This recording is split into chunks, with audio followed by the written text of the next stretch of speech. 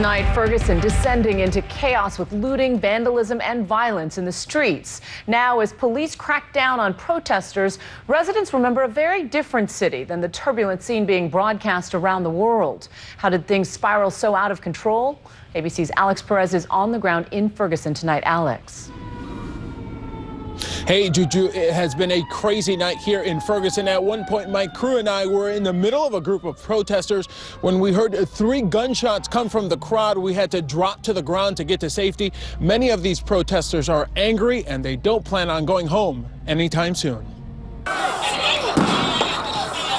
Today's grand jury announcement in the shooting of Mike Brown has created widespread civil unrest across the St. Louis area. Angry protesters confronting police in the streets. Police cars destroyed and set on fire. Tear gas and smoke canisters used by law enforcement to disperse the crowds. It's without a doubt been the most intense 3.5 months this small Midwestern town has ever seen.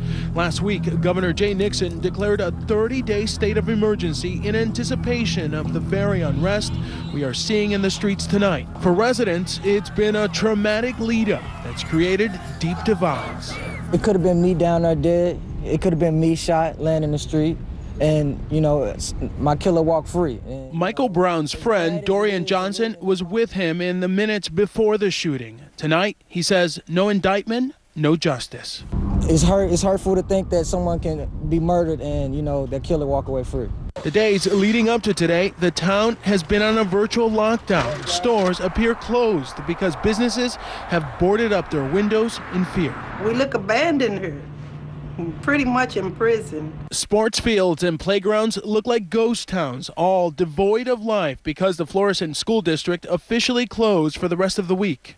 In the predominantly white suburbs of St. Louis, we spent time with a couple who has lived in the area for decades and is hunkered down at home tonight. It's always been a wonderful place to raise your children and raise a family. But the last few weeks, they felt their city has been under siege, taken over by rowdy protesters. Our whole city right now is fearful. Everybody feels like they're a random target right now, and that's very uncomfortable. Police officers are thought of as bad, and all white people are thought of as bad, and that's not the case. They've asked us to call them Peter and Sarah for fear their speaking out will create backlash. I certainly respect anybody's right to protest. I've even protested before, but every rule of protesting have been violated. They are terrorizing this town. Sarah says she's sympathetic for Officer Darren Wilson. He can't speak now. There's bounties on his head, and there are Facebook pages set up with bounties that have been collected to kill the man. This isn't the way to solve problems. A Support Darren Wilson Facebook group declined to speak with us, but has over 83,000 likes. For us as citizens of this town to see our police officers throwing urine on them, throwing rocks at them, throwing bricks at them, have their police cars kicked, been spit on. Nobody in any job would want to put up with that. Despite the unrest, Sarah and Peter hold that race isn't an issue in St. Louis. Our town is not racist. I don't know anyone racist myself personally. I think the day and age of racism has gone and passed us. But on the other side of town, Reverend Mike Kinman of Christ Church Cathedral says that some residents need to re-examine their white privilege. To even be able to say there isn't a race problem here shows how deeply disconnected that we are. He and other clergy have designated their churches safe places tonight where residents can come for counseling and peaceful discussion. Until we weep for him as our son, we're not going to get this right.